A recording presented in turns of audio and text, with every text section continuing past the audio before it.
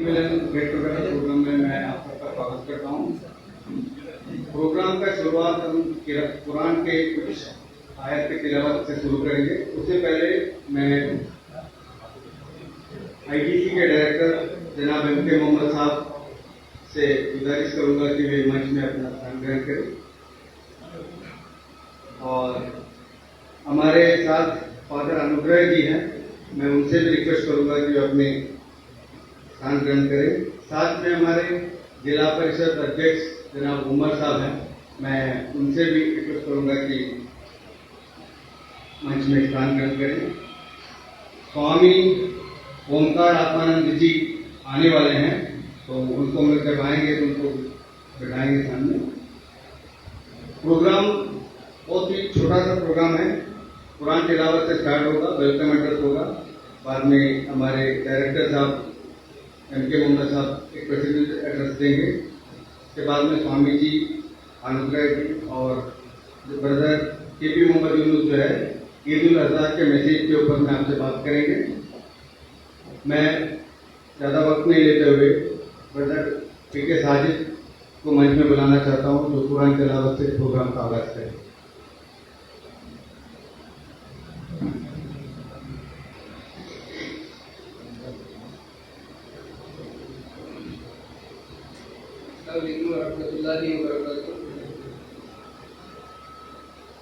أعوذ بالله من الشيطان الرجيم بسم الله الرحمن الرحيم وقال إني ذاهب إلى ربي سيهدين رب هب لي من الصالحين فبشرناه بغلام حليم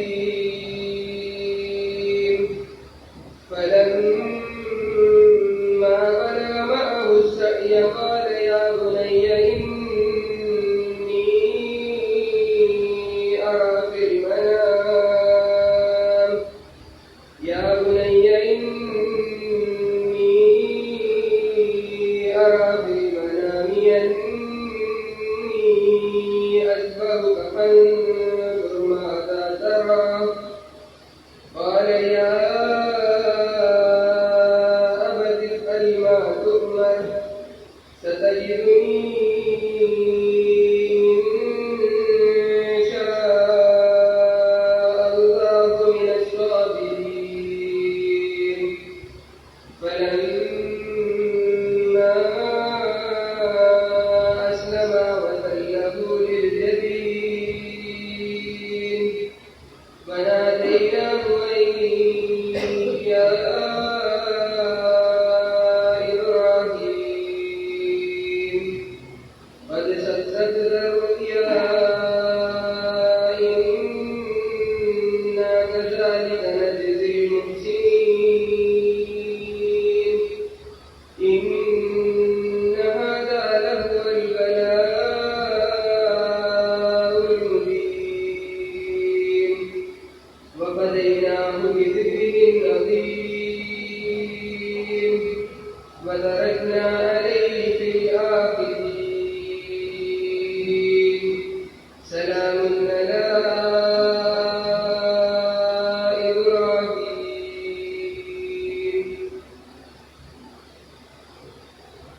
अल्लाह के नाम से जो बहुत मेहरबान और निहायत रहम करने वाला है। इब्राहिम ने कहा, मैं अपने रब की ओर जा रहा हूँ, वही मुझे सही रास्ता दिखाएगा। ये मेरे रब, मुझे नेक औलाद अता कर। तो हमने उन्हें एक सहनशील और नेक बेटे की खुशखबरी दी।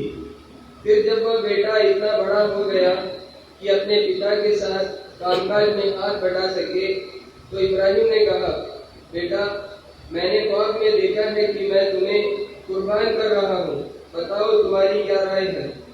बेटे ने कहा, अब्बा जान, आपको जो हुक्म मिला है उसे पूरा कीजिए।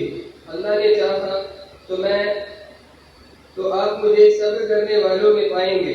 फिर जब दोनों ने अल्लाह के हुक्म के आगे सिर झुका दिया और इब्राहिम ने बेटे को पेशानी के बल लिटा दिया। तब हमने पुकारा, ए इब्राहिम, तुमने अपना सपना सच कर दिखाया। हम नेक लोगों को इसी तरह बदला देते हैं। हकीकत में यह एक बहुत बड़ी परीक्षा थी और हमने एक बड़ी कुर्बानी देकर उस बेटे को बचा लिया।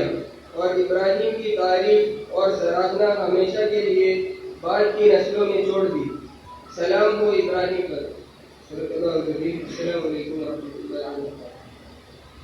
हमारे बीच रामकृष्ण मिशन के स्वामी जी, स्वामी ओमकार आत्मानंद जी पधार चुके हैं। मैं उनका इस मंच में स्वागत करता हूँ। साथ ही साथ हमारे बीच IGC के डायरेक्टर जनाब MK मोहम्मद साहब, मैं उनका इस प्रोग्राम में स्वागत करता हूँ।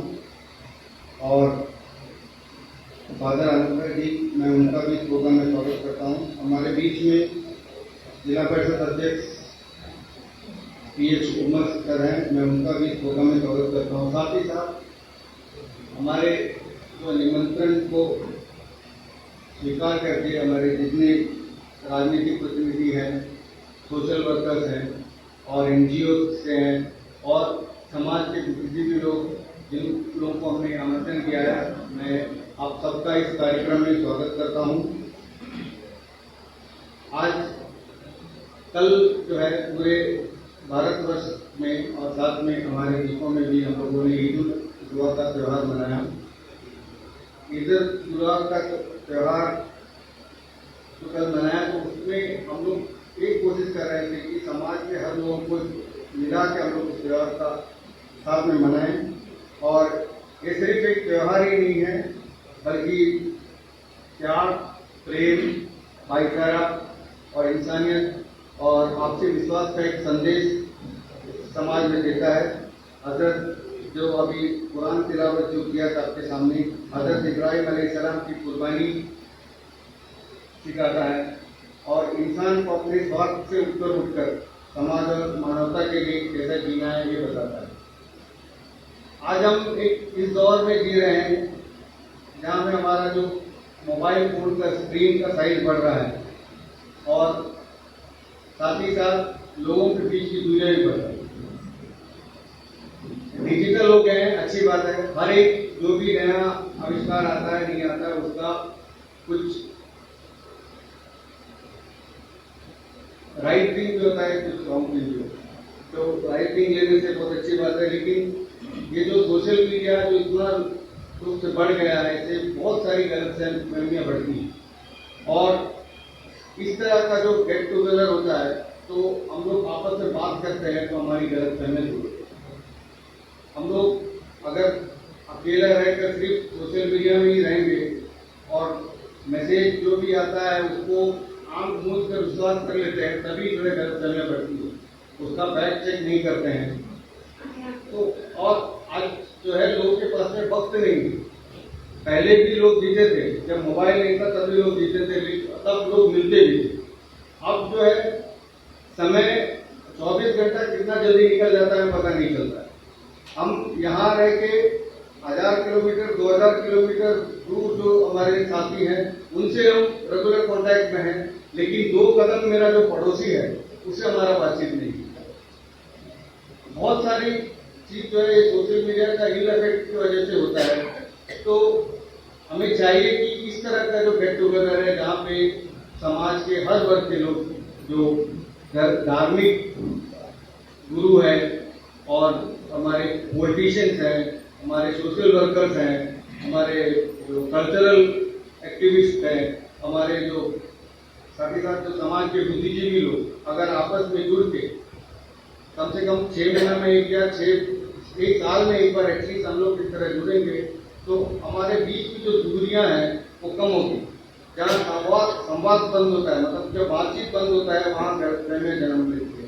तो इस दौर में जब हम लोग डिजिटल हो गए हैं, तो इस संवाद को जारी रखने के लिए, क्योंकि सब बिजी है, तो इस तरह का एक त्योहार अभी ईद उल जुहा है, तो ईद उल जुहा में जुड़े।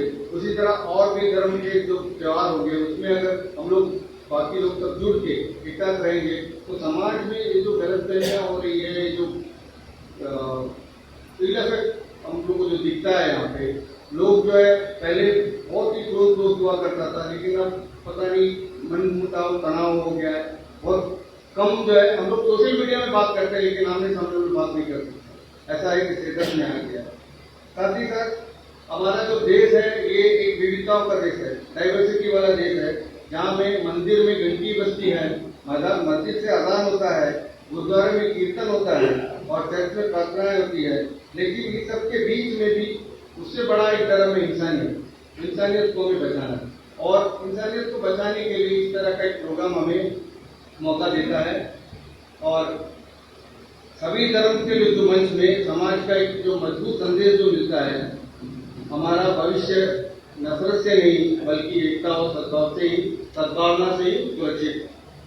आज विशेष रूप से हमारा जो जनजी है, हम लोग जिसको जनजी बोलते हैं, वो लोग बहुत ही ज्यादा डिजिटल हो गए।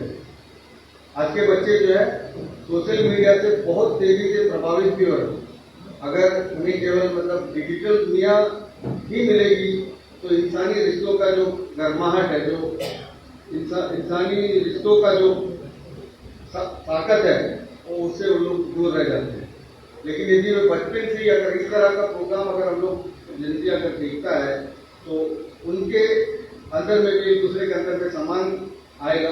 आजकल देख लीजिए जनती जो है लोग आपस में बातचीत नहीं करते हैं, अपने में ही रहता है। घर के आप लोग घर में सब बच्चे होंगे, देखिए घर के अपने कमरे में बंद रहता है, उसी के अंदर पूरा डिजिटल में ही जीता है। तो इस तरह का अगर प्रोग्राम में अगर हम उनको इनवाइट करें, उनको साथ में रखें, तो उनका जो धार्मिक जो बोध है वो भी आगे बढ़ेगा। साथ साथ वो लोग एक सफल इंसान तो वो लोग बन ही रहे हैं, डिजिटल हो, पढ़ाई में डिग्री सब ले लेंगे, लेकिन एक अच्छा इंसान अगर बनना है तो इस तरह का माहौल मिलना जरूरी है। और इसी मैं आपका ज्यादा वक्त नहीं लूंगा, मेरा स्वागत भाषण का मेरा जिम्मेदारी था। मैं और एक बार आप सबका कार्यक्रम में स्वागत करता हूं। और अल्लामा इकबाल जी का एक कलाम है, मैं मजहब नहीं सिखाता आपस में पैर रखना, हिंदी है वतन है हिंदुस्तान हमारा। और ईद उल अजहा के पावन अवसर पर मैं सभी को मुबारकबाद देता हूं। और हमारे जो इंट्रोडक्टरी स्पीच और प्रेसिडेंशियल स्पीच के लिए मैं एमके मोहम्मद साहब को बुलाना चाहता हूँ।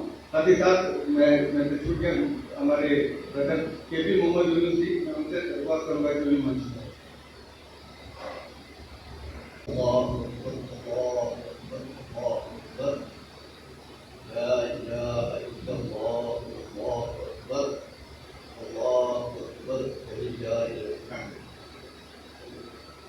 सबसे पहले मैं अल्लाह तबारक तआला का शुक्र बजा लाता हूँ जिसने संसार का रचना की और हम मानव को इस धरती पर बसाए। और उन ईश दूतों पर मैं दरूद व सलाम भेजता हूँ जिसने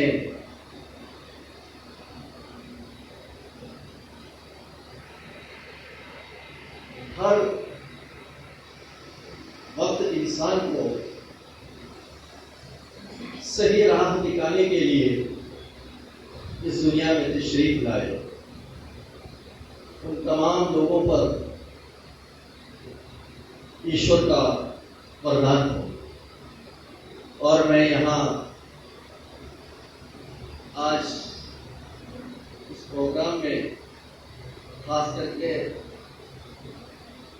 आप सबों को बुलाए और आप सब लोग यहाँ हमारे बुलाने पर तशरीफ लाए हैं। आप सबको मैं सबसे पहले ईद मुबारक पेश करता हूँ। स्वामी जी का भी कैथोलिक चर्च के मैं बिशप साहब के पास गए थे परसों। उन्होंने कहा कि मुझे टूर पे जाना है तो मैं अपना रिप्रेजेंटेटिव भेजूंगा, तो वो यहाँ भेजे हैं। और आप तमाम, क्योंकि मैं यहाँ किसी को खासियत नहीं दे रहा हूँ, हम सब एक है और एक साथ हम बैठे। अब क्या है, कोई फंक्शन चलता है तो उसका एक डिसिप्लिन होना है, इसलिए छोटा सा कुछ लोग साथ इससे बढ़कर इसमें कुछ नहीं है। तो हम आप सबों को और एक बार स्वागत करता हूं, इस्तकबाल करता हूं, वेलकम करता हूं। कुछ चीजें तो फारूक साहब आपके सामने रख दिए हैं। मैं दो चीज आपको याद दिलाना चाहता हूं। ऐसे प्रोग्राम इस्लामिक गाइडेंस सेंटर में बार बार होते रहते हैं, तो इसका हमारा दो मकसद है। ये त्योहार है, त्योहार में आदमी खुशियों को बांटना चाहता है। तो खुशी हम ऐसा बांटेंगे कि सिर्फ अपने में ही नहीं, बल्कि खुशी और दुख को आदमी हमेशा सबके साथ बांटना है। तो खुशी के साथ भी आप हमारे साथ रहे, हम आपके साथ रहे। उसी तरह दुख में देखिए, अगर हम दुख को बांटेंगे, दुख में किसी के साथ देंगे, तो आदमी उस दुख से और भोजन से अपना हृदय को बहुत तरलित कर देते हैं। तो ये सब एक इंसानियत की चीजें हैं जो हम इसमें आपस में बांटना चाहते हैं। इसलिए हमने समाज के कुछ ऐसे लोगों को जो समाज के अंदर अपना प्रभाव रखते हैं, और उनका प्रभाव ऐसा है कि वो अपने प्रभाव के वजह से दूसरे लोगों तक अपने मैसेज को, अपना प्रभाव को डाल सके। तो उनके साथ मिलजुल कर बैठना, और इस ईद उल अजहा, जिसे हमारे यहाँ के ज़बान में बकरीद कहते हैं, तो इस ईद के मौके पर हम आपके साथ, अपने साथियों के साथ, अपने दोस्तों के साथ, अपने पड़ोसियों के साथ मिलकर इस खुशी को बांटकर आगे बढ़ना चाहता हूं। दूसरी चीज, ये जो ऐसे हम आपस में त्योहारों को के वक्त ऐसी छोटे छोटे मिलन बनाएंगे, तो उस त्योहार का मकसद लोग समझ जाएंगे। तो उस मकसद को समझने के लिए एक अवसर हम बैठे हैं। मैं छोटा सा एक मिसाल देता हूं। देखिए, हजरत इब्राहिम अलैहिस्सलाम 4,500 साल पहले इस जमीन पर बसे थे, और उन्होंने इराक में पैदा हुआ। इराक से हजारों किलोमीटर दूर सऊदी अरब में जो आज का मक्का है, वहां गए। मक्का उस वक्त बिल्कुल एक बंजर सी जमीन थी। रेगिस्तान से ज्यादा वहां बड़े बड़े चट्टान मिलेंगे आपको। ऐसा एकदम पूरा एकदम दुनिया से कटा हुआ एक जगह, वहां वो पहुंचते हैं, और उनका बीवी और उनके एक बेटा इस्माइल, तो ये असल में ये जो ईद उल अजहा में इस्माइल को जो कुर्बानी दी जाती है, उसी का याद में, तो वहां उन्होंने इनको इस्माइल जो छोटा बच्चा था उनको भी और उनका मां को वहां लेके मक्का में बसाते हैं। उस वक्त वहां वो ऐसा कोई दरख्त जमीन ही नहीं है, पानी नहीं था वहां, बिल्कुल पानी से वंचित, खाने पीने का चीज भी नहीं, एकदम बड़े बड़े चट्टानों का बीच में वहां उनको बसाया। और उन दोनों ने काफी दिन, यानी बीवी और बच्चे को वहां छोड़ने के बाद हजरत इब्राहिम फिर वापस अपने ही आबाई वतन इराक आते हैं। फलस्तीन जो तमाम सेमेटिक रिलीजियंस का हेडक्वार्टर माना जाता है, आपको जानते हैं, अभी इजराइल भी वही कहते हैं कि हमारा दुनिया है, मुसलमान भी वही कहते हैं, ईसाई भी वही कहते हैं। दुनिया में एक बड़ा आबादी हजरत इब्राहिम को अपना सबसे बड़ा पैगंबर मानते हैं। तो हजरत इब्राहिम अलैहिस्सलाम वो जगहों पर घूमते रहते हैं।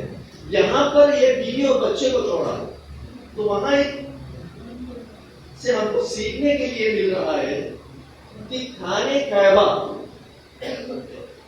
हजरत इब्राहिम अलैहिस्सलाम ने उसको अपने बेटे के सहारे वहां कायम किया 4.5 साल 1000 साल पहले। तो आज जो बहुत बड़ा हज अब इस बार आया है कि 18 लाख लोग वहां जुड़े। जब ये बीवी और बच्चे को वहां लेके छोड़ रहा था, वहां कोई नहीं था और अपने बच्चे के को पानी की जरूरत था, तो उस बच्चे का पानी की जरूरत को के लिए उसकी मां दौड़ लगा रहे थे, पानी नहीं निकली। उस बच्चे के पांव जहां मारा वहां से पानी फूट कर निकला, जिसे हम जमजम का पानी कहते हैं। तो उस दिन से वो पानी आज तक बहता रहता। एक मिसाल। और उस खाने कैबे को जब उठा रहे थे तो हजरत इब्राहिम ने एक दुआ किया, एक प्रार्थना किया। मैं उसका पॉइंट्स बता के मैं अपना एक छोटी सी बात खत्म कर दूंगा। उन्होंने कहा कि जो खाना कैबा जो बन रहा है, मस्जिद का नींव जो डाल रहे थे, तो उन्होंने दुआ किया कि अल्लाह इस सरजमीन को आप शांति का जमीन बनाए। नंबर 2 उन्होंने ये दुआ किया कि जो भी लोग वहां बसेंगे उनको रिस्क मिले, यानी खाने के लिए चीज मिले। तो 2 चीज बुनियादी तौर पर इंसान हमेशा जमीन पे रहते हुए चाहता है। उसमें एक है शांति के साथ रहे, अमन के साथ। नंबर 2 आदमी अपना जीवन व्यतीत करने के लिए उनको भोजन की आवश्यकता है। तो ये दोनों चीज हजरत इब्राहिम अलैहिस्सलाम उसी वक्त उसके लिए दुआ कर रहे हैं। तो जमीन में जहां उन्होंने एक तहजीब का नींव डाल रहा था, तो वहां यही चाह रहे थे कि ये चीज ऐसा हो कि लोग शांति और अमन के साथ कहीं में भी बसे रहे। तो हजरत इब्राहिम से एक मैसेज हमको ये मिल रहा है कि ये जो हज है और ये जो खाना कैबा है, ये सब असल में लोगों को ये पैगाम देना चाहते हैं कि दुनिया में कहीं भी रहे हम अमन के साथ रहे, शांति के साथ रहे। और इस दुनिया में रहते हुए इंसान को अपना जीवन व्यतीत करने के लिए संसाधन की जरूरत है। उस चीज को भी इंसान पैदा करे, कमाए।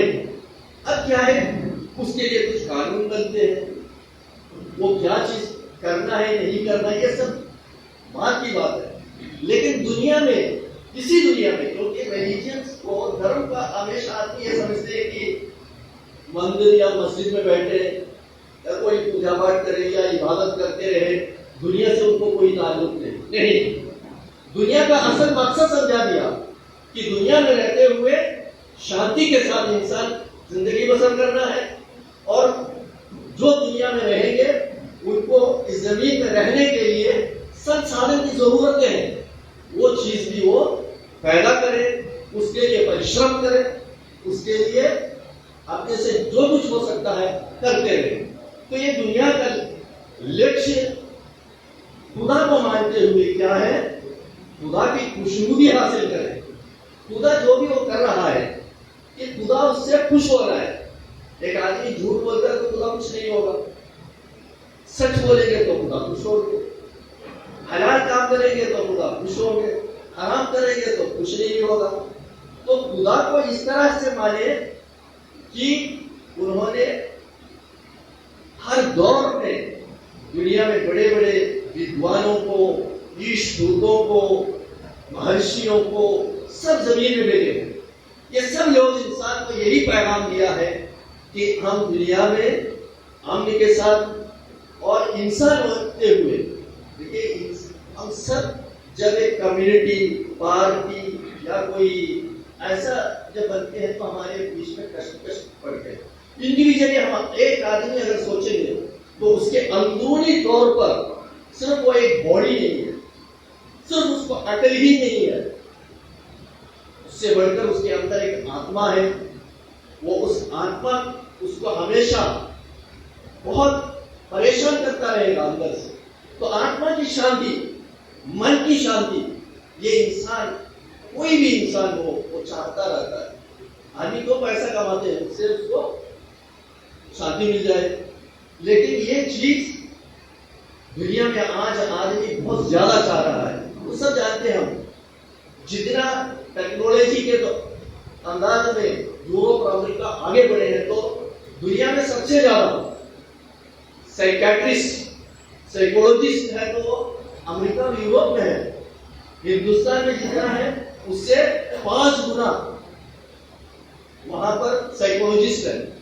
क्यों? आदमी जहनी तौर पे आज परेशान है। इस परेशानी को दूर करना है तो हम इस तरह के अवसरों में जो पैगाम इसके पीछे छुपा हुआ है, ईद उल अजहा हो या दीपावली हो या इस तरह के क्रिसमस हो, इसके पीछे कुछ ना कुछ पैगाम है। उस पैगाम को समझना और उसके मुताबिक अपनी जिंदगी को टालने का कोशिश करना, तभी हमको शांति मिल सकता है। क्योंकि शांति ऐसा नहीं मिल सकते और हराम से बहुत शांति के तौर पर इस दुनिया में हम जिंदगी बसर कर सकते। तो हजरत इब्राहिम अलैहिस्सलाम ने काने कायबा का जो दीवार उठा रहे थे, तो उनका प्रार्थना यही रहा है कि यहाँ पर लोगों को शांति मिले और अच्छा रिस्क मिले। उनसे पूछा, उन्होंने पूछा अल्लाह से, क्या ये जालिम लोगों को दिया जाएगा? तो अल्लाह ने बोला, रिस्क इस जमीन पे रहने वाले सभी लोगों को दिया जाएगा, उनके साथ कोई जुल्म नहीं किया जाएगा।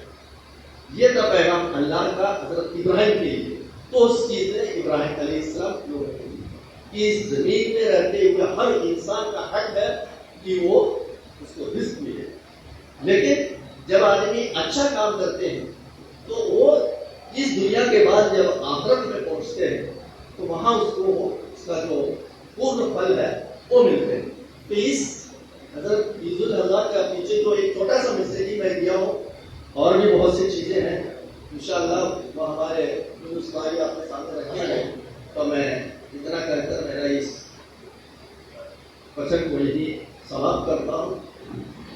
आप सबों को और एक बार ईद मुबारक पेश करते हुए मैं खत्म करता हूँ।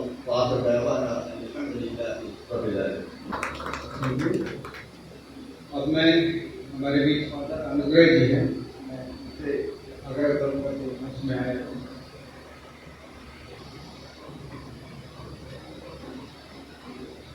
मंच पर उपस्थित हमारे विशिष्ट अतिथिगण और आप सभी भाइयों, ईद के इस शुभ अवसर पर मैं सबसे पहले कैथोलिक चर्च की ओर से ढेर सारी शुभकामनाएं देता हूँ। ये जो त्यौहार है ये न सिर्फ धन्यवाद का त्यौहार है और आनंद और खुशी मनाने का त्यौहार है, लेकिन विशेष रूप से एक विश्वास, त्याग, सैक्रिफाइस, मर्सी जिसको कहा गया है, और एकता को भी दर्शाता है। प्रारंभ में ही हम सबों के सामने कुरान से पाठ लिया गया है और पवित्र बाइबल में भी इसी बात का जिक्र किया गया है, जहां पर इब्राहिम का जिक्र किया जाता है जो ईश्वर पर अटूट विश्वास करता है। वो कहा गया है कि अंधकार में विश्वास को छलांग लगाना और ईश्वर के आदेश अनुसार अपने पुत्र को भी बलिदान देने के लिए पीछे नहीं हटना। इतनी बड़ी त्याग, एक लौते पुत्र को बलिदान देने के लिए त्याग करता है। और इस प्रकार हम देखते हैं ये जो त्यौहार है न सिर्फ धन्यवाद का और खुशी इजहार करने का, लेकिन विश्वास का चिन्ह है। त्याग, सैक्रिफाइस, करुणा और एकता का भी हमें याद दिलाया जाता है। आज हम यहाँ पर अलग अलग मजहबों से एकत्र हुए हैं, अलग अलग धर्म का अनुयायी हैं, एक साथ एकत्रित होते हैं तो हम समाज को एक संदेश देते हैं, और वो संदेश है कि हम सभी भाई हैं, हम सभी ईश्वर के सृजन हैं। एक संदेश देता है यानी हम अलग अलग मजहब के होते हुए भी हमारा लक्ष्य एक ही है, और वो लक्ष्य है जीवन में शांति अमल करना, समाज में प्रेम को स्थापित करना और मानवता की सेवा करना। प्रारंभ में ही कहा गया किस प्रकार के आज से जो भौतिक और समाज में हम जी रहे हैं, परिवार बिखर रही है, टूट रही है, समाज टूट रही है। एक तरफ है तकनीकी का विकास जरूर है, लेकिन इस तकनीकी विकास का दुरुपयोग करने के कारण ये समस्या हमारे समाज में दिख रहा है। जहां बदलाव समाप्त हो जाता है, इंसान सिर्फ अपने बारे सोचने लगता है, और इस टूटी हुई समाज को जोड़ना हमारा कर्तव्य है। इस टूटी हुई परिवार को जोड़ना हमारा जिम्मेदारी है। और इसलिए आज की दुनिया में जो अक्सर कहा गया है कि गलतफहमियां हैं, एक तरफ है संघर्ष है, जहां विभाजित दिखाई देता है, समुदाय, समाज, परिवार टूटी हुई दिखाई देता है। और इसी प्रकार के आयोजन करना, जहां हम लोग अलग अलग मजहब एक साथ हुए हैं, एक नई आशा देता है, एक चिन्ह है, एक प्रतीक है, एक नई उम्मीद को जगाता है। और ये प्रयास हमेशा हम सबों को रखना चाहिए, विनम्रता से और परस्पर सम्मान के साथ। एक प्रकार से हम लोग को ब्रिज बनना है, पुल जोड़ने के लिए। और हमारे शब्द हो, हमारे कार्य हो, हमारे परिवारों को, हमारे समाज को और पूरे हमारे भारतवर्ष को जोड़ने के लिए, जहाँ शांति हो, सद्भावना को बढ़ा देने के लिए हमें कार्य करना है। हम सभी सबसे सौभाग्यशाली इसलिए हैं क्योंकि अंडमान निकोबार ऐसे द्वीप समूह है जहाँ हम अलग अलग मजहब के लोग बड़े अमल चैन शांति से रहते हैं, एक दूसरे के साथ अपने दुखों को बांटते हैं। हम जरा देखें, बर्थडे हो गया, विवाह का अवसर हो गया, दुख सुख में किसी का देहांत हो जाता है, हम एक साथ आते हैं, उसको सांत्वना देने के लिए पहुंच जाते हैं, जो मुख्य भूमि में नहीं दिखाई देता है।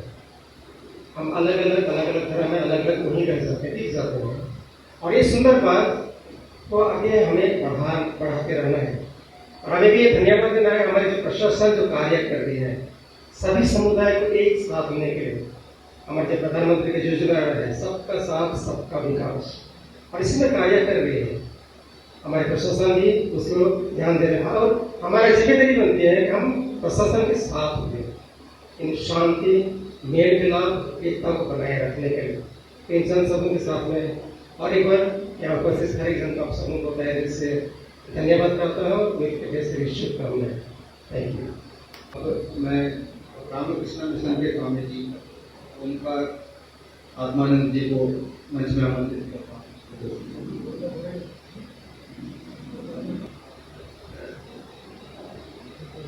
नमस्ते, आप सभी मुबारक भेजता हूँ। मैं रामकृष्ण मिशन पोर्ट ब्लेयर से आए, यहाँ हमारे जो सेंटर है।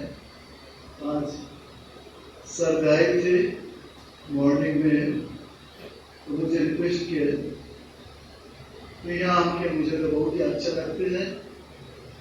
मैं इंट्रोडक्टरी लेक्चर सुने, मैं सेक्रेटरी साहब के लेक्चर सुने, अभी कुछ टाइम पहले फादर जी को सुने। हाँ, आज ये बहुत ही प्रॉब्लम का टाइम है सोशल मीडिया, तो सभी लोग चाहते हैं कि शांति से रहना, शांति से आनंद से। तो कल ईद उल फितर थे, आपके बहुत बड़ा फेस्टिवल आप अच्छे से मनाए। द मीनिंग ऑफ फेस्टिवल भातृत्व थे, त्याग थे, आनंद की मैसेज थे। मैं आपके धर्म से ज्यादा कुछ नहीं जानते हैं, लेकिन जो आप फॉलो करते हैं मैं लेक्चर में सुने हैं, यहाँ मैं भी पेश करता हूँ। Eid is a Muslim festival. It's come after Ramadan. People wear red clothes. They go to the mosque. People offer special prayers. Families make tasty food. Children get easy and gifts. People greet each other. It brings love and joy.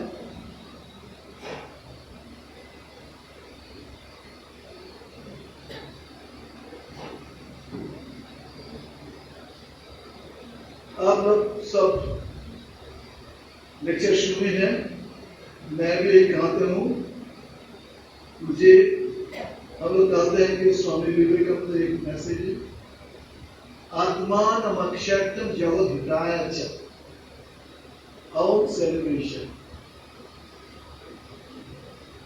and आत्मा के who am I ये जानना चाहते हैं जरूरी, और इसके साथ आप समाज में रहेंगे, समाज के कुछ देना चाहिए, समाज के देना चाहिए, ऐसे मैं भी यहाँ सुने, जस्ट गॉड गॉडेसेस के तरफ से उसको सेवा करना चाहिए। आप सब जानते कि नहीं जानते, हमारे जो नाम में हम लोग रामकृष्ण मिशन, वो तो कलकत्ता के पास जन्म लिया था, वो भी जैसे मोहम्मद है, जैसा क्राइस्ट है, जैसे राम जी है, कृष्ण जी है, अवतार भी है, ऐसा भी हम लोग मानते हैं। उसकी किताब पढ़ते रहते, day by day followers increase होते हैं। तो रामकृष्ण देव कहते हैं कि जातो मत ततो पौध, जितना भी मौत है उतना भी पौध है। वो स्टोरी कहते हैं कि देखो सब धर्म में शक्ति है, सब धर्म में नहीं, सब धर्म में वो जो चाहते हैं, ईश्वर चाहते हैं, खुदा चाहते हैं, गॉड चाहते हैं, इसकी वो एक है, एक निराकार है और एक साकार भी है, देखना ही चाहते हैं, और फॉर्म में और फॉर्मलेस है। तो एक स्टोरी कहते हैं कि दो स्टोरी में 2-4 मिनट में खत्म कर दूंगा, मुझे स्टॉक ज्यादा कुछ नहीं है। एक एनिमल है, वो पेड़ के पास रहते थे और पेड़ के रहते, वो कलर चेंज करते हैं। हम लोग कहते हैं कि गिरगिट और इंग्लिश में नाम है। एक आदमी गाय वो देखे है सफेद, और एक आदमी गाय वो देखे ब्लू, और एक गाय वो येलो, तो चेंज करते हैं उसका कलर। तो जो कलर देखे हैं वो एक साथ में वर्ड करते हैं, नो आई एम जो देखा वही सच है, वो कहते हैं वो देखा है। वो पेड़ के पास में जो रहते हैं वो बोले इधर आओ, तुम जो देखा है वो सब सच है। वो कलर चेंज करते हैं, तुम ये कलर तुम ये कलर करते हैं, ऐसा भी हमारे। और हम लोग श्री रामकृष्ण के साथ पास एक स्टोरी किताब में पढ़े, एक पॉन्ड है, उसी पॉन्ड के देयर आर मेनी वेज। इसी पॉन्ड से इनको जो लेते हैं कहते हैं कि जल, मुस्लिम आदमी जो लेते हैं वो कहते हैं पानी, और क्रिश्चियन लोग जो उसी घाट से आते हैं वो लेते हैं वाटर। आज चीज क्या लेते हैं, आज किसी कोई सत्य हो, वो नेम डिफरेंट, लेकिन वस्तु एक ही है। जो उसके पास जाएंगे वो उसका माइंड बहुत ऊंचा हो जाएगा, उसका भी लव रहेंगे, उसके हेट्रेड नहीं रहेंगे। Love is light, hatred is just, Swami Vivekanand कहते हैं। मैं यहाँ आने के पहले I am very sorry, I am not telling your religion, but जो कहते हैं वो सच ही है। तो हमारे स्वामी विवेकानंद के पास नैनीताल में 1890 आसपास में एक मुस्लिम आदमी गए थे, तो उसके साथ बातचीत किया है। बाद में वो बोले देखिए फ्यूचर में आपको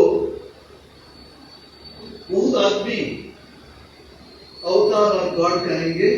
मैं इस्लाम पढ़ने से पहले भी ये बात आपको बताते हैं। पहले इस्लाम धर्म से मैं भी फर्स्ट वन यो ऐसा बात करेंगे।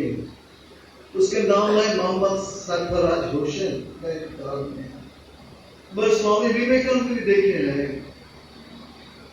स्वामी विवेकानंद नाम आपको सुनने की नहीं सुने हैं, लेकिन मुझे तो कोर्ट में अंडमान के आगे देखते हैं। सभी रिलीजन यहाँ है, सभी अच्छा से लाइफ लीड करते हैं। क्रिश्चियन भी है। मैं भी 24 दिसंबर हम लोग भी क्रिसमस ईद पालते हैं। उसके बाद मैं चर्चे घूमते हैं और गुरुद्वारा भी जाते हैं। पहले बचपन में मैं मस्जिद में गए थे कि मेरा कॉलेज फ्रेंड के साथ और मस्जिद में गए हैं। मुझे कोई खराब और बैड नहीं लगे।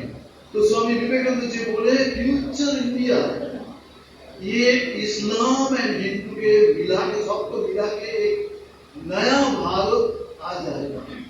नया भारत आ जाएगा। वो हिंदू का जो शास्त्र है और मुस्लिम का जो समाज, वाइट समाज और क्रिश्चियन के हैं, तो स्वामी जी सबको प्यार करते हैं। स्वामी विवेकानंद हम लोग सभी रिलीजन के ट्रू मानते हैं और पालते भी हैं सभी। तो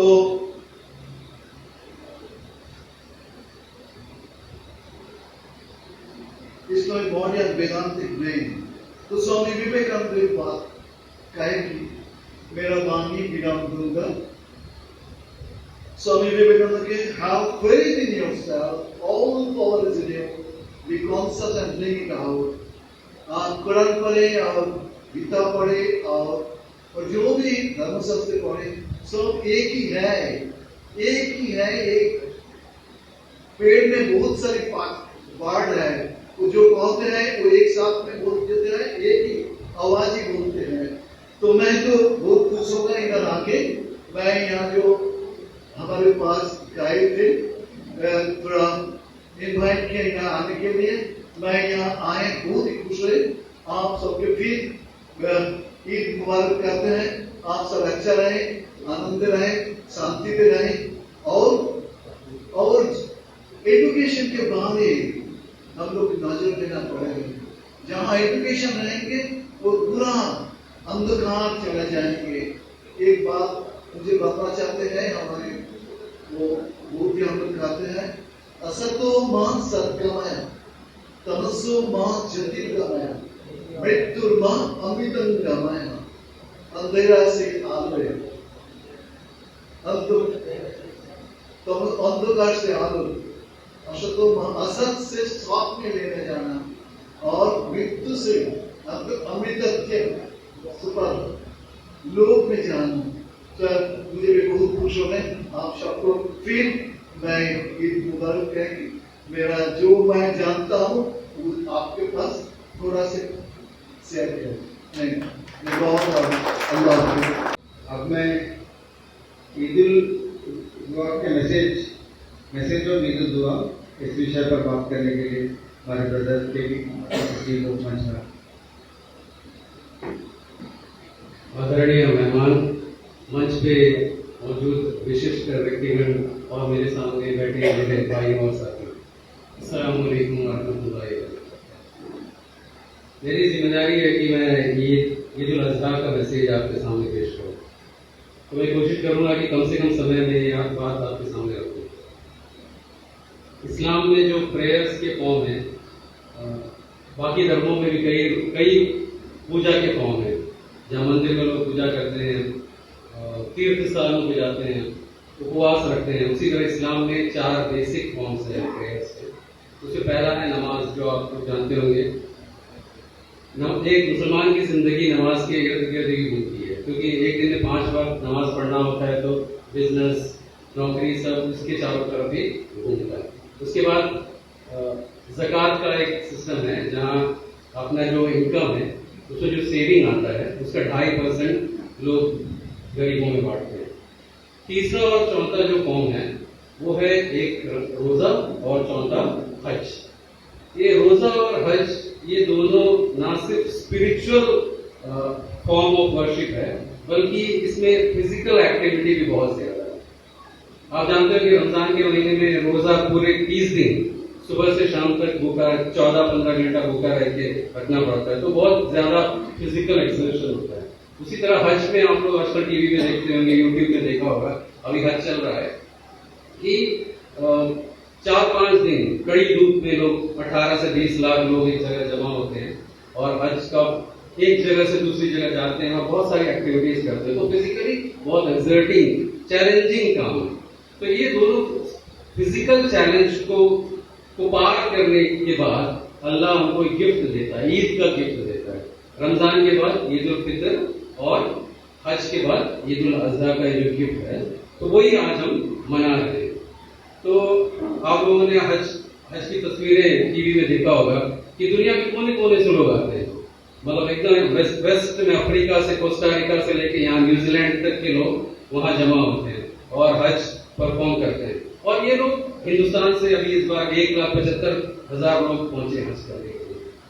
तो ये लोग 4-4,500 साल पहले एक इंसान ने आवाज दी थी कि आओ यहाँ, और उस आवाज का जवाब देके हज के लिए पहुंचे, और वो इंसान को आज हम लोग कमेमोरेट कर रहे हैं, उनको हम याद कर रहे हैं इस फेस्टिवल के द्वारा। वो है इब्राहिम अलैहिस्सलाम। आप लोगों ने उनका नाम कई बार सुना आज यहाँ पे।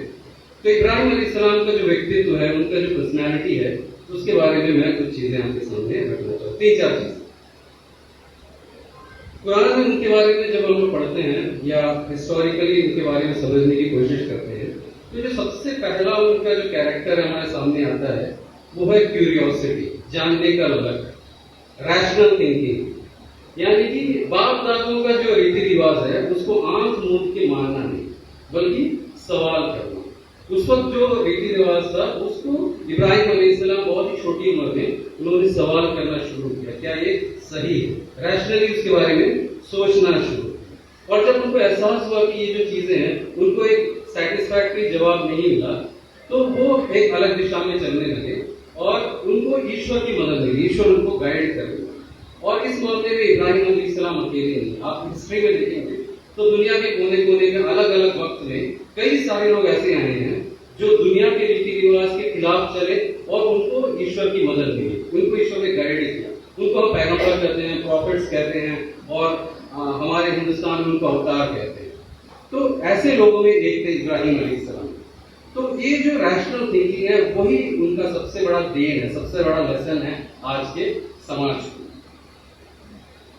उनका जो जब ईश्वर को मदद पहुंचाता है, ईश्वर का संदेश उनको मिलता है, वो यही था कि इस दुनिया में इंसान को क्यों भेजा गया, इंसान का पर्पस क्या है इस दुनिया में, उसका इस दुनिया का जो क्रिएटर है उसके साथ उसका रिलेशनशिप क्या है, यही चीजें उनको समझाया गया।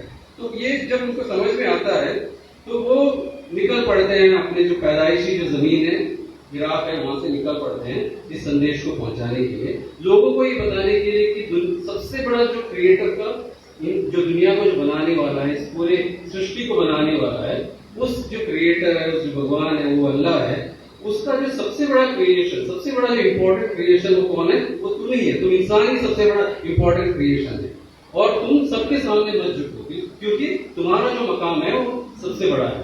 कई हजार साल बाद पैगंबर मोहम्मद सल्लल्लाहु अलैहि वसल्लम वो भी यही बात कहते हैं। जो काबा है जिसकी चारों तरफ हज का परफॉर्मेंस चलता है, हम लोग नमाज उसी तरफ देख के पढ़ते हैं, उस काबा को बहुत पवित्र मानते हैं। उस काबा को दिखाकर पैगंबर मोहम्मद सल्लल्लाहु अलैहि वसल्लम कहते हैं कि ये काबा तुम तो बहुत पवित्र हो, तुमसे बहुत खूबसूरत, बहुत अच्छी खुशबू आती है, तुम्हारा मकाम बहुत ऊंचा है, लेकिन उस अल्लाह की कसम जिसके हाथ में मेरी आत्मा है, इंसान से बड़ा कोई नहीं है। तो काबा से भी ऊंचा मकाम इंसान का है, पैगंबर मोहम्मद सल्लल्लाहु अलैहि वसल्लम बताया। तो जब इंसान का मकाम इतना ऊंचा है तो वो हर चीज के सामने झुकने से पहले वो रैशनली उसके बारे में सोचेगा कि क्या वाकई ये मेरा क्रिएटर है, क्रिएटर के सामने ही उसको झुकना है। और ना सिर्फ ये जो इंसान का जो मकाम है वो किसी पर्टिकुलर रिलीजन के लोगों, किसी धर्म के लोगों के लिए नहीं है, किसी गिरोह के लिए नहीं है, या किसी बाउंड्री के अंदर किसी देश के लोगों के लिए ये स्टेटस नहीं है, बल्कि सभी के लिए। इसका एक उदाहरण हम देखेंगे हज में, जहां लोग जो हज करने जाते हैं वो लोग 2 पहाड़ों के बीच में दौड़ते हैं, एक 7 चक्कर लगाते हैं, 7 बार दौड़ते हैं। उसका हिस्ट्री ये है कि जब इब्राहिम अलैहिस्सलाम अपनी बीवी हाजरा और अपने बेटे को मक्का में छोड़ के जब वापस चले जाते हैं तो उनका पास जो खाना पानी जो है वो खत्म हो जाता है और एक टाइम आता है बच्चा पानी के लिए रोने लगता है। तब ये जो उनकी बीवी है हाजरा, वो दौड़ती है उस पहाड़, एक पहाड़ से दूसरे पहाड़, ये देखने के लिए कि कोई कारवां सामने से जा रहा है तो पानी पूछ लें उनसे, लेकिन उनको नहीं मिलता। और जब वापस बच्चे के पास आती है तो वो देखती है कि जो बच्चा वहां पे अपना पैर मार रहा है वहीं से एक पानी का सोर्स निकलता है जिसे हम जमजम कहते हैं। तो वो जो हाजरा इस पहाड़ से उस पहाड़ तक दौड़ी, उसको रिक्रिएट करते हैं हज में। और ये हाजरा कौन है? हाजरा एक ब्लैक अफ्रीकन वुमन है। इब्राहिम अलैहिस्सलाम की जो बीवी है वो ब्लैक अफ्रीकन वुमन। तो एक औरत को ऊंचा मकाम दिया और कलर को कोई इंपॉर्टेंस नहीं दी। तो इतना ऊंचा मकाम इस्लाम में ईश्वर ने इंसान को दिया है। लेकिन आज हम दुनिया में देखते हैं, आज भी कलर की वजह से, कास्ट की वजह से लोगों को पिछड़ा माना जाता है। आप देखिए कि हाल ही में एक बहुत बड़ा कंट्रोवर्सी हुआ था। ये बहुत बड़े डायरेक्टर हैं फिल्मों के, हॉलीवुड फिल्मों के, क्रिस्टोफर नोलन करके, आपने इसको कुछ जानते होंगे। ओपनहाइमर नाम की बहुत मशहूर फिल्म बनाई थी वो। अभी एक फिल्म बना रहे हैं बहुत बड़ी सी, ओडिसी करके। तो वो एक हिस्टोरिकल फिल्म है, माइथोलॉजिकल फिल्म है। उस फिल्म में जो एक कैरेक्टर है, वो कैरेक्टर एक गोरा व्यक्ति है, स्त्री है। तो क्रिस्टोफर नोलन ने क्या किया कि उसकी जगह एक ब्लैक वुमन को, ब्लैक एक्ट्रेस को रखा और इतना बड़ा कंट्रोवर्सी बन गया। तो आज की दुनिया अभी भी तैयार नहीं है ब्लैक इंसान को अपने सामने रखने के लिए। तो जो हमारा रिलीजन है, हमारा जो ईश्वर जो है, वो किसी में फर्क नहीं रखता। तो इंसान, ये जो विचार जो है कि इंसान का जो पोजीशन है ईश्वर के सामने, वो बहुत ऊंचा है। जब इब्राहिम अलैहिस्सलाम ने अपने लोगों के सामने रखा तो ये बहुत बड़ा क्रांतिकारी विचार था। उस समय के लोग इसके लिए तैयार नहीं थे ये बात समझने के लिए। तो लोगों ने क्या किया, उनका विरोध किया। और उस वक्त ये हमारे सामने इब्राहिम अलैहिस्सलाम का जो दूसरा कैरेक्टर सामने आता है, वो है कि एक पूरा स्टेट उनके खिलाफ था, पूरा राज्य, पूरा सिस्टम, निजाम उनके खिलाफ है और वो अकेले खड़े हैं इसके खिलाफ। तो वो जो फियरफुलनेस है, डर पे काबू है, वो इब्राहिम अलैहिस्सलाम का जो दूसरा कैरेक्टर हमारे सामने नजर आता है। क्योंकि इंसानी जो भी इमोशन है, उस इमोशन से डर का, फियर का बहुत बड़ा रोल रहता है।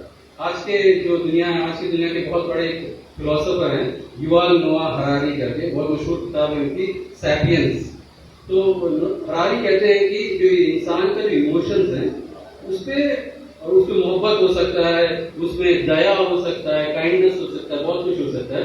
उसमें जो सबसे ज्यादा हावी होता है वो है डर, फियर। उसका एक उदाहरण वो देते हैं कि अगर एक इंसान जंगल में चला जाए तो वहां पे वो वहां की खूबसूरती देखता है, पेड़ देखते हैं, हरे हरे पेड़ देखते हैं, वो चिड़ियों को देखता है, अलग अलग कलर्स की चिड़ियों को देखता है, कीड़े मकोड़ों को देखता है, तो खुश होता है। लेकिन फिर अचानक कहीं वो झाड़ से एक सांप निकलता है तो उसके अंदर डर पैदा होता है। और वो डर, उसका जो सारा जो इमोशन है ना, जो खुशी का इमोशन है, उस पर हावी हो जाता है। तो आज की दुनिया में हम देखते हैं कि ये जो डर है, इसका जबरदस्त फायदा लोग उठा रहे हैं पूरी दुनिया में।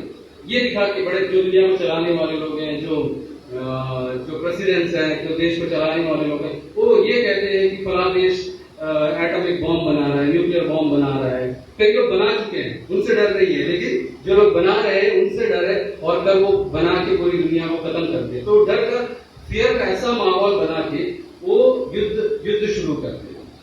कम्युनिटीज को डराते हैं कि ये कम्युनिटी की संख्या बढ़ रही है और ये सारे रिसोर्सेस पे कब्जा कर लेगा। इस तरह के डर का माहौल बना के समाज को बांटने की कोशिश करते हैं। तो इब्राहिम अलैहिस्सलाम का ये जो कैरेक्टर है कि फियरफुलनेस और रैशनल थिंकिंग, अगर ये होगा तो हम लोग ये जो डर पे काबू पाएंगे और सच पे समझ पाएंगे कि लोग हम लोग को किस तरह बांट रहे हैं और हम उनको बांटने के लिए हम तैयार नहीं होंगे। तीसरा जो कैरेक्टर है इब्राहिम अलैहिस्सलाम का, वो है फोकस से काम करना। जब इस्लाम का संदेश, दीन का संदेश उनको मिलता है तो वो यकसू होकर पूरी दुनिया में निकल पड़ते हैं। इराक से लेके, अगर हम ज्योग्राफी मैप देखेंगे तो इराक से पाएंगे कि सीरिया और फलस्तीन बहुत दूर है। तो वो इराक से निकल पड़ते हैं और सीरिया टर्की बॉर्डर पहुंचते हैं, फिर उसके बाद वो फलस्तीन में जाके बस जाते हैं। और इस बीच में कई बार वो मक्का भी पहुंचते हैं और फोकस होकर ये मैसेज दुनिया तक पहुंचाते हैं। तो आज हमारी जरूरत ही ये है कि हमारा जो मकसद है ईश्वर को पहचानना और हमारा जिंदगी का पर्पस है उसको समझ के सही तरीके से जो काम करना, उससे हमको इब्राहिम अलैहिस्सलाम से सबक मिलता है। कुरान का एक चैप्टर है, 102 नंबर चैप्टर है, उसकी पहली आयत है अल हाकुम तकासुर। इसका मतलब ये है कि अल्लाह इंसानों से कहता है कि तुम होड़ में, कंपटीशन में इतना आगे बढ़ गए हो कि तुम अपना जो मकसद है उससे गाफिल हो गए हो। यानी हमारा जो पर्पस है उससे गाफिल। इतना कंपटीशन है आज की दुनिया में। और इसका एग्जाम्पल हाल ही में हमने देखा, नीट का एग्जाम हुआ, नीट का जो पेपर लीक हुआ, कि जो पेरेंट्स है उनका मकसद क्या था, अपने बच्चों को डॉक्टर बनाना एक बहुत बड़ा नेक काम है। वो लोगों की मदद करेगा, लोगों का इलाज करेगा, अच्छा काम करेगा, लेकिन उसी के लिए वो क्या करता है, पेपर लीक करवाता है, 2.5-3 लाख रुपए लेकर उसी बच्चे को वो पेपर पकड़ाता है, मतलब उसकी शुरुआत ही गलत कराता है। तो उसका जो फोकस है, डायरेक्शन है, उसको वो गलत तरीके से ले जाता है। और आज इब्राहिम अलैहिस्सलाम के जो 3 कैरेक्टर मैंने गिनाए और चौथा और आखिरी कैरेक्टर है वो जो ये इस बार का जो फेस्टिवल है ईद उल अज़हा, उस पर रिफ्लेक्ट होता है और वो है सैक्रिफाइस का, कुर्बानी करने का। जो भी मकसद हमारी जिंदगी में उसको पाने के लिए सैक्रिफाइस करना पड़ेगा। ये जो मैसेज है ये इब्राहिम अलैहिस्सलाम हमारे सामने पहुंचाता है। तो ये 4 चीजें थी जो मैं आपके सामने रखना था। अल्लाह से दुआ करता हूँ कि हमारा जो यहाँ बैठना है, हम सब अंडमान के जो पोर्ट ब्लेयर के जो मशहूर लोग हैं, जो सोसाइटी में, समाज में इन्फ्लुएंस कर सकते हैं, आप लोग यहाँ बैठे हैं, आप लोगों का यहाँ हमारी दावत को कबूल करके यहाँ आना, ये एक बहुत बड़ा मैसेज समाज के सामने जाएगा। इसी उम्मीद के साथ मैं अपनी बात खत्म करता हूँ। वापस जाता हूँ।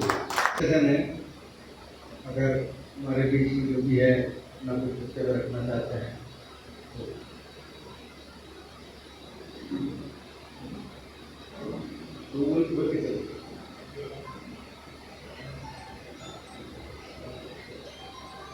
मनोरंजन occupied the dais, all the invitees, सबको गुड इवनिंग और ईद मुबारक। हमने जो लास्ट 2.5 years मुंबई के जिसमें एक ऑब्जर्वेशन किया, उस एरिया का जो है इस्लामिक स्टूडेंट ऑर्गेनाइजेशन, उन्होंने जो है वहाँ पर कोऑप करके कंपटीशन प्रोग्राम ऑर्गेनाइज कर रहा है, इतना सक्सेसफुली कर रहा है कि वो प्रोग्राम इतना इक्वली इम्पोर्टेंस दे रहा है, जिसको जो है हमारा नेशनल एजुकेशन पॉलिसी 2020 के ऊपर इतना 20% बच्चों में डेवलप कर रहा है। वो सारे एक्टिविटीज को लेकर उन्हें एक प्रोग्राम कर रहा है। वो प्रोग्राम हमारे भाई ने करवा रहे हैं।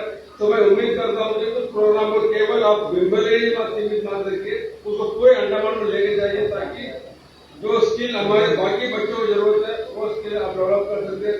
मैं उम्मीद करता हूँ ये इस्लामिक गाइडेंस है, एक अप्रोप्रिएट फोरम है, एक प्लेटफॉर्म है जो यहाँ से आप उसको आगे बढ़ा सकते हैं, जिसमें दिल्ली को लेके कैमल लेकर जो भी स्कूल बच्चों है उस प्रोग्राम को लाभ उठा सकते हैं, जिसकी वजह से हमारे द्वीपों में बहुत एक इंटेलेक्चुअल सोसाइटी बनना जरूरी है।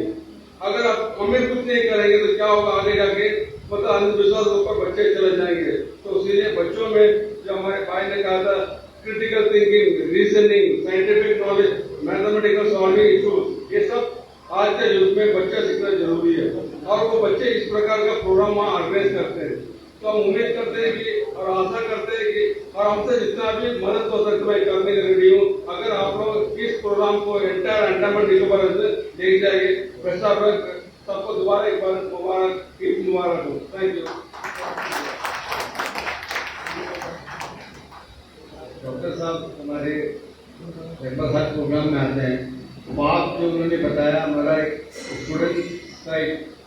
स्टूडेंट इस्लामिक ऑर्गेनाइजेशन एक है, वो छोटे बच्चों के लिए उनका जो अंदर में जो एबिलिटी है उसको बाहर निकालने के लिए हर तरह का एक्टिविटी, आपका स्पीच कंपटीशन हो गया, स्पेल बी, ड्राइंग, हर बहुत सारा एक्टिविटी के लोग प्रोग्राम करते हैं। तो सर उसमें आए थे, तो इसमें क्या है, बच्चों का जो अंदर का जो हुनर है वो बाहर आते हैं, उसको हम लोग मोटिवेट करते हैं। तो ये यहाँ पे साउथ अंडमान में हम लोग करते हैं विम्बलीगंज में। तो सर वी विल ट्राई, हम लोग कोशिश करेंगे कि इसको आगे बढ़ाएंगे। मैं सहयोग के लोग भी यहाँ पे हैं, उनसे रिक्वेस्ट करूँगा कि वे इसको नोट करें। और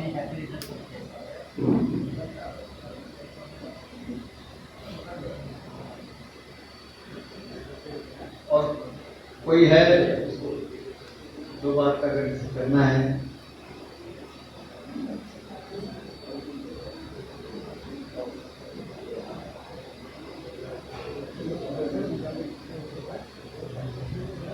डिनर के लिए अभी टाइम है।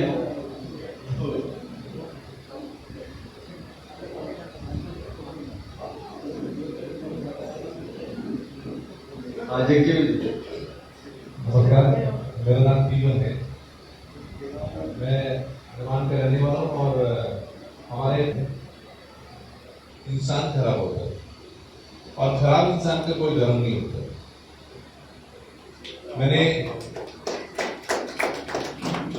मैं बाजार का रहने वाला हूँ।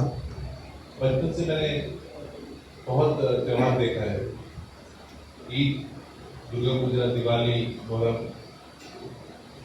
दुर्गा पूजा जब हमारे बाजार में होता था ना, तो विसर्जन के लिए जब जाते थे, हमारे गाड़ी का सबसे पहला जो झूठ रहता था, जो लड़के रहते थे, वो मुसलमान रहते थे।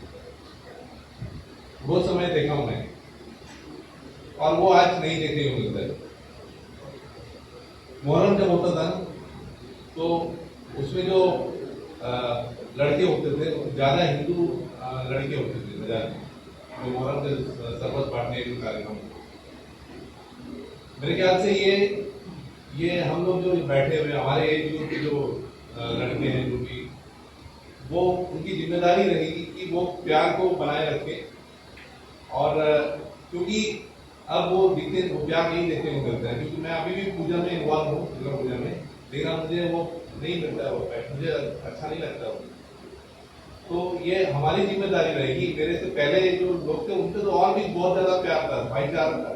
मेरे जो पहले जो जनरेशन थे उसमें तो बहुत ज्यादा भाईचारा था हिंदू मुस्लिम में। मैं चाहूंगा कि वो प्यार आगे भी बना रहे, और ये हमारी जिम्मेदारी रहेगी वो जो प्यार की कहानी थी ना, वो हमारे आने वाले जनरेशन को बताए कि ऐसा ऐसा रहते थे हम। ये जो भी मौका मिलता है मैं बताता हूँ। तो ये आप सबने बुलाया, मुझे अच्छा लगा, और मैंने बहुत काम छोड़ के बुलाया, यहाँ पे आया, क्योंकि मेरे लिए बहुत बड़ा सम्मान था। और आप लोगों का बात सुना मुझे बहुत अच्छा लगा, और आपने बुलाया, मैंने माइक उठाया, बोलना शुरू कर दिया। मैंने कुछ सोचा नहीं, प्लान नहीं किया, लेकिन मुझे लगा ये बोलने की जगह है, यहाँ बोलना चाहिए। यहाँ अगर चुप रहकर चले गए तो बात बनेगा नहीं। आपने बुलाया, हमने आया और प्रोग्राम अटेंड किए, चले गए, तो आने का मकसद पूरा नहीं होता। धन्यवाद आप सबका प्यार के लिए। मैं जब आप दोबारा बुलाएं जरूर आऊंगा। धन्यवाद। सबों को मेरा प्यार भरा नमस्कार। और यहाँ पर जितने अतिथिगण और जो भी गेस्ट आए हैं, सबों को मेरा प्यार भरा नमस्कार। ये इस्लामिक गाइडेंस सेंटर जो फर्स्ट टाइम मैं यहाँ पर आया हूँ, इस तरह का प्रोग्राम और भी कहीं अटेंड करते हैं हम लोग, तो बहुत अच्छा लगता है। तो ये भाईचारा, जैसे जीवन भाई ने बताया कि ये बात फैक्ट है कि पहले सब मिलजुल के रहते थे। अभी भी हमारे दोस्त लोग जो अन्य धर्म के हैं, थोड़ा सा गैप दिखता है। ये बात कोई छुपा नहीं है, ये दिख रहा है। तो इसके माध्यम से मैं चाहूँगा कि कहीं भी इस तरह का होगा, चाहे वो हिंदू भाई हम लोगों को बुलाएं, क्रिश्चियन भाई बुलाएं, या मुस्लिम भाई लोग आप लोग को बुला ही रहे हैं हर जगह में। जब भी इफ्तार होता है तो उसका भी हम लोग आते हैं। तो मैं चाहूँगा कि आज के बाद से ये जो हमारा सोशल मीडिया का बहुत बड़ा रोल रहता है, तो आज ये मीडिया में ये बात जाए कि हम लोग एक है, इंसानियत सबसे बड़ा है, धर्म बाद में। तो ये चीज आज एक मैसेज, स्ट्रॉन्ग मैसेज जाना है कि हम लोग सब मिलजुल के रहना है, एक दूसरे का संग सुख दुख बांटना है। इतना ही कहना है बस। Thank you. आज जुबैर भाई को बहुत मिस कर रहा हूँ, क्योंकि जुबैर भाई के लिए मैं यहाँ पर बहुत बार पहले आया था और उनका बहुत एक्टिव रोल दिखता था, तो आज उनको बहुत मिस कर रहा हूँ। इस मौके पे बोलना चाहूँगा कि आज का जो भी इवेंट हुआ है, इवेंट बहुत कुछ जानने मिला है, बहुत जो मुझे पता नहीं था, बहुत कुछ सीखने मिला है। एक चीज मैं लेके जाऊंगा, जो स्वामी जी ने कहा कि एक पेड़ में एक एनिमल बैठा था जो कलर चेंज कर रहा था। मैं जब गया मैंने लाल देखा, कोई और गया उसने हरा देखा, कोई और गया नीला देखा। एनिमल एक ही था, लेकिन अलग अलग लोग अलग अलग तरीके से देखे। शायद हमारा जो विश्वास है, जो धर्म है, शायद वो भी एक हो। हम अलग अलग तरीके से देखते हैं, लेकिन हम सब प्रार्थना करते हैं, हम सब यही सोच से मिलकर रहे। और मेरा मैसेज भी यही रहेगा कि जीवन का लक्ष्य यही हो कि शांति हो और प्यार बांटे। जब तक जिए प्यार से जिए और मुस्कुरा के जिए। नमस्कार सबकी हमारी BSNL की ओर से, हमारा यूनियन की ओर से आपका बधाई हो। मैं एक मैसेज देने के लिए ये भी चाहा कि मैं 1982 से मैं लाल झंडा पकड़ने वाला था BSNL में, टेलीफोन एक्सचेंज में, आपको जानकारी होगा। लेकिन वहाँ पर एक पूजा करता था। 40 साल से हम लोग बना रहे हैं। यहाँ से हमारा जो सब डिविजन इंजीनियर यहाँ बैठा है, यही का अंडमान का यूरोस, उनको पता है हमारा BSNL के अंदर में जब विश्वकर्मा पूजा चलती है, जो 40 सालों से आर्मी सेक्रेटरी है, कभी कभी पूजा सेक्रेटरी को जो 3 साल हम बना रहे हैं, प्रेसिडेंट रहेगा 2 साल, हमारा इधर नहीं है, और सेक्रेटरी रहेगा संसद भी अभी भी है। नाम क्या?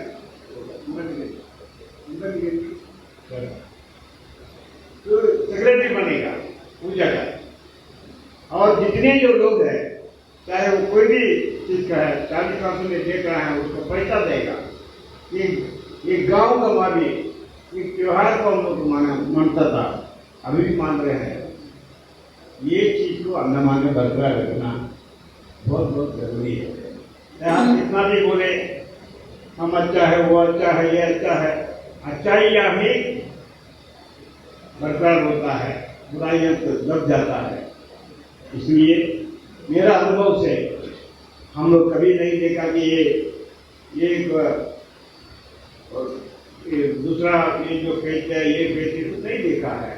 थोड़ा अभी कुछ मन में आ रहा है सभी को, ये जगह को हटाकर पहले जैसे अंडमान था वैसे ही अभी भी बरकरार रखिए। ये हमारा संदेश देने के लिए मैं बहुत बहुत खुशी है। आप सबको पुनः हमारा ईद मुबारक हो। कहने के लिए वादे किया है, तो उसमें तो आप सभी को ईद मुबारक। और मैं जस्ट लोकल बॉन्ड के बारे में आप लोगों को थोड़ा सा बताना चाहता हूँ कि आप सभी जानते हैं कि यहाँ पर 10 मार्च 1858 से यहाँ आबादी शुरू हुई। पहला जो जत्था आया था 10 मार्च 1858 में पहला जत्था पहुँचा। उसके बाद में एक साल के अंदर में 63% डेथ रेट, 100 में से 63% लोगों का डेथ हो गया था। तो बाकी लोगों का क्या हालत था होगा, ये हम इमेजिन कर सकते हैं। उसके बाद में जिस तरह से और लोग आते रहे और इस तरह से आगे बढ़ते गए, लेकिन यहाँ पर जीवन इतना कठिन था कि जीना ही मुश्किल था। तो उस समय हमारे पूर्वज लोगों ने डिसाइड किया कि भाई कोई हिंदू अपना जात नहीं रखेगा, कोई सरनेम नहीं रखेगा। तो अंडमान में लोकल कम्युनिटी के अंदर में कोई सरनेम नहीं है, कोई जात नहीं है, सब एक बराबर हो। मैं सिर्फ प्रेम किशन हूँ, कोई सरनेम नहीं है। पूरे हिंदुस्तान में सरनेम है, लेकिन अंडमान में कोई सरनेम नहीं है। और अंडमान के लोकल के अंदर में एक ही परिवार में हिंदू भी है, मुस्लिम भी है, क्रिश्चियन भी, सब तरह के। तो कोई जाति धर्म का भी भेद नहीं रखे, कोई किसी किस्म का कट्टरता नहीं, और सभी लोग यहाँ पर आराम से जिए। 1881 में अंग्रेजों ने भी ये लिखा है अपने सेंसस में लोकल बॉल कम्युनिटी के बारे में, ये जो कम्युनिटी बना है ये आगे चल के एक न्यूक्लियस बनना चाहिए, और जो भी लोग आते जाए वो उसके चारों तरफ में जुड़ते जाए। लेकिन हमने देखा कि जितने भी बाहर से बाद में लोग आए, वो एक छोटा सा मिनी तमिलनाडु बना लिया, कोई मिनी आंध्रा बना लिया, कोई मिनी उड़ीसा बना लिया, कोई दूसरा बना लिया। एक छोटा इसको हम मिनी इंडिया कहते थे, तो यहाँ सारे लोग मिल के रहे कि इसको अंडमान बनाने के बजाय में मिनी इंडिया बना, जबकि हमारे लोगों का थिंकिंग ये था कि इंडिया में जैसे कहते हैं कि यूनिटी इन डाइवर्सिटी, लेकिन अंडमान में it is total unity, no diversity, सब मिलकर एक ही रहना, एक ही लैंग्वेज बोलते हैं, चाहे कोई बंगाली रहा हो, तमिल रहा हो, कोई भी हो, लेकिन लोग यहाँ पर बस गए तो सिर्फ हिंदुस्तानी ही बोलेंगे, एक ही लैंग्वेज, खान पीन जो भी है अपने सिस्टम सब है। लेकिन अभी कुछ सालों से जो जैसा कि आपने कहा कि भाई डिफरेंस हमारे बीच में आते गए और वो जो पार्ट है वो बढ़ता जा रहा है। लोकल गवर्नमेंट कम्युनिटी का जो प्रिंसिपल अपने लोग जो बुजुर्ग जो मतलब फ्रीडम फाइटर्स थे, उन्होंने दो चीज ही किया है। एक तो अंडमान निकोबार आइलैंड, अगर वो नहीं आते, पहला सेटलमेंट नहीं होता, तो आज अंडमान निकोबार आइलैंड हिंदुस्तान का हिस्सा ही नहीं। तो पहला तो अंडमान निकोबार आइलैंड्स जो है ये हिंदुस्तान को देने में हमारा पैनल सेटलमेंट का कंट्रीब्यूशन, और दूसरा एक ऐसा कम्युनिटी बना के दिया लोकल गवर्नमेंट का जो कि जाति से और आपका कास्ट से सबसे परे। तो ये दो चीज का देश जो है हमारे बुजुर्गों ने दिया है, इसको बढ़ाना चाहिए और एक आइलैंड कल्चर होना चाहिए। अभी जैसा सभी वक्तों ने बोला कि भाई अब ईद क्यों मनाते हैं, दूसरे त्यौहार क्यों मनाते हैं, मैं तो डॉक्टर हूँ इसलिए थोड़ा साइंटिफिक भी हूँ। तो बेसिकली क्या है कि हर एक चीज, हर एक इंसान सुख के पीछे जाता है। हर एक चीज में जो चीज में हमें सुख मिलता है हम वही करना चाहते हैं। अगर नमाज पढ़ने में सुख नहीं मिलता तो कोई 5 बार मस्जिद नहीं जाता। नमाज पढ़ने में सुख मिलता है, अल्लाह से कनेक्ट करने में मन में शांति मिलता है, इसलिए लोग नमाज पढ़ते हैं और इससे भी आगे बढ़ के फिर रोजा रखते हैं कि ताकि हम भूखे रह के भी दूसरों का मदद कर सकें। तो ये है कि आप अपने लोगों में भी, पुराने लोग ऋषि मुनियों का मतलब ये निकाला हुआ है कि सुख को भी हम 3 तरह से बांटते हैं कि कौन सा सुख चाहिए। एक हम कहते हैं सात्विक सुख, सच्चा सुख। एक होता है राजसिक सुख, जो राजा महाराजाओं का तरह से मतलब अपना एंजॉयमेंट के लिए जो करते हैं, वो दूसरा टाइप का सुख। और तीसरा होता है तामसिक सुख, मतलब थोड़ा बुरा टाइप का। तो पहला सुख, जितने भी धर्म है सब ये आपको जगह के हिसाब से वही बताते हैं कि आप किस तरह से सुखी रह सकते, दुख से दूर जाके सुख कैसे रह सकते। तो वो सात्विक सुख मतलब जो सच्चा सुख है वो ऐसा सुख है जो अपना दुख को हर देता है, मतलब दुख आप भूल जाते हो। अब जैसे मैं एक डॉक्टर हूँ और कोई हमारे पास कोई सीरियस पेशेंट आता है और हमें रात भर उसको मेहनत करके उसके जीवन को बचाना पड़ता है, तो अगर वो बच जाता है तो डॉक्टर होने के नाते मुझे जो सुख मिलता है अंदर से कि भाई हमने इनका जान बचाया है, तो वो कोई रुपया पैसा या कुछ भी उसका बराबरी नहीं कर सकता। अगर हम किसी को भी गरीब आदमी को कुछ भी दान देते हैं, भिखारी को कुछ रुपये देते हैं, तो भी भिखारी से ज्यादा हमें सुख मिलता है कि हमने कुछ दिया। ये ऊपर वाले ने हमें इस पोजीशन में रखा कि हम किसी को कुछ दे सकते हैं। तो लेने वाला कभी भी दुखी होता है, देने वाला कभी भी क्रेडिट पाता है। तो वो जो भी लोग आप अल्लाह से जुड़ोगे, अब जैसा कि स्वामी जी ने बोला कि भाई आप पानी है, उसको चाहे आप जल बोलो, वाटर बोलो, पानी बोलो, चीज तो एक ही है। तो हम किसी भी तरीके से जाए तो जो भी हम मानते हैं, चाहे नाम हम कुछ भी दें, रास्ता एक ही है। अब सभी लोग एक ही ईश्वर को ही मानते हैं, उससे ही सुख मिलता है। तो जो भी उनका भजन कीर्तन करता है या नमाज पढ़ता है, उसको याद करता है, तो सुख जो है वो ऑटोमेटिकली मिलता है, उसको मांगने का जरूरत नहीं है। अब 5 बार जाके मस्जिद में नमाज पढ़ते हो, अपने आप ही सुख मिलता है, मांगने की जरूरत नहीं। उसी तरह कुछ भी दान देते हैं, चाहे वो अन्न का दान हो, आपका खाना पीने का दान हो या विद्या दान हो या स्वास्थ्य का दान हो, हेल्थ का दान हो, जो देने वाला है उसको सुख मिलता है। तो वो जो सुख है, देने में जो सुख मिलता है वो सच्चा सुख है उसको। लेकिन वो बोलते कि भोगने के टाइम में क्यों वो जहर के तरह लगता है, लेकिन उसका अंजाम अच्छा होता है, ठीक है। और दूसरा जो सुख है वो हम अपना ज्ञान इंद्रियों से जो पाते हैं, अपने जो स्पेशल सेंसर्स है, आँख है, कान है, नाक है, जीभ है या स्पर्श करने के हाथ है, इनसे जो हमें सुख मिलता है उसको बोलते हैं हम राजसिक सुख। वो भले ही भोगने के टाइम में तो अच्छा लगेगा, लेकिन बाद में उसका नतीजा अच्छा हो जरूरी नहीं है। ज़्यादा मीठा खाने जीभ का स्वाद के लिए तो डायबिटीज हो जाएगा, ज़्यादा अच्छा सुनने का कोशिश करेंगे तो वो ज़्यादा धोखा भी दे सकता है। तो वो जो सुख है उसका परिणाम कैसे होगा, रिजल्ट क्या होगा, उसका गारंटी नहीं। और तीसरा तरह का सुख है जो लोग नशा करते हैं, किसी किस्म का भी प्रमोद वाली चीजें हैं, नशा करना हुआ, जुआ खेलना हुआ या दूसरे कुछ गलत काम होते हैं, उसमें क्या है कि वो ऐसा सुख है जो अपना दिमाग को ही चुरा लेता है। इंसान अपने आपे में नहीं रहता, वो बावन पति को देखते बैठा रहता है, घर में बच्चों को लिए खाना है, दूध है, नहीं है, उसको कोई परवाह नहीं होता है, रात भर वो बच्चे देखता बैठा रहेगा। शराबी जो है वो अपना शराब के चक्कर में अपना सारा पैसा बर्बाद कर देगा, परिवार का ध्यान नहीं देगा। तो वो जो सुख है वो तीसरा तरह का सुख है। तो ये तीनों तरह का सुख में से कौन सा सुख हमें चाहिए, वो सारे धर्म बताते हैं। कोई भी धर्म हो, वो सबका जो यही है कि एक जगह में सुखी रहने के लिए आपको कैसा जीना है, वो हर धर्म बताता है। तो कोई भी हमें जो भी बनाते हैं, ये नहीं कि भाई हमारा ही रास्ता सबसे सही है, दूसरा का गलत है, उस पर ही सारे झगड़े होते हैं।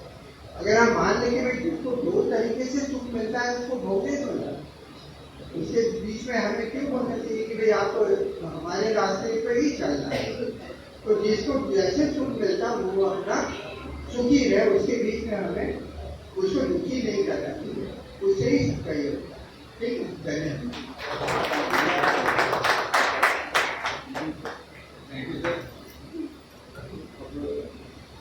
किसी को वोट ऑफ थैंक्स के लिए जनाब एन अब्दुल सलाम जी को मशहूर। अल्लाह के नाम से जो बड़ा मेहरबान निहायत रहम वाला है। सब तारीफ उस खुदा के लिए जो इस दुनिया का पालनहार है। मोहतरम मेहमानों, अजीज़ों, बुजुर्गों, दोस्तों, भाइयों, ईद मिलन गेट टुगेदर के मौके पर आयोजित इस प्रोग्राम के इख्तिताम पर है हम, और इस विषय पर अब मुझे कुछ कहने की जरूरत नहीं है। मुझे कहना है तो सिर्फ ये है कि यहाँ पर आए हुए मेहमान सभी लोग बहुत अपना कीमती वक्त निकाल कर आए हैं। हम यहाँ पर इस प्रोग्राम में तकरीबन 2 घंटे से हैं और इस प्रोग्राम में तकरीबन 150-200 लोग शामिल हो रहे हैं।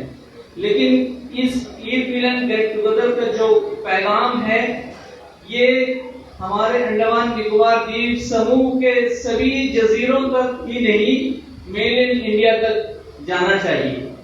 तो मैं आप तमाम लोगों से इस मौके पर गुजारिश करता हूं कि आप अपने सोशल मीडिया हैंडल से, ट्विटर के जरिए, फेसबुक के जरिए से, यूट्यूब के जरिए से, इंस्टाग्राम के जरिए से आज के हमारे इस प्रोग्राम को शेयर करें।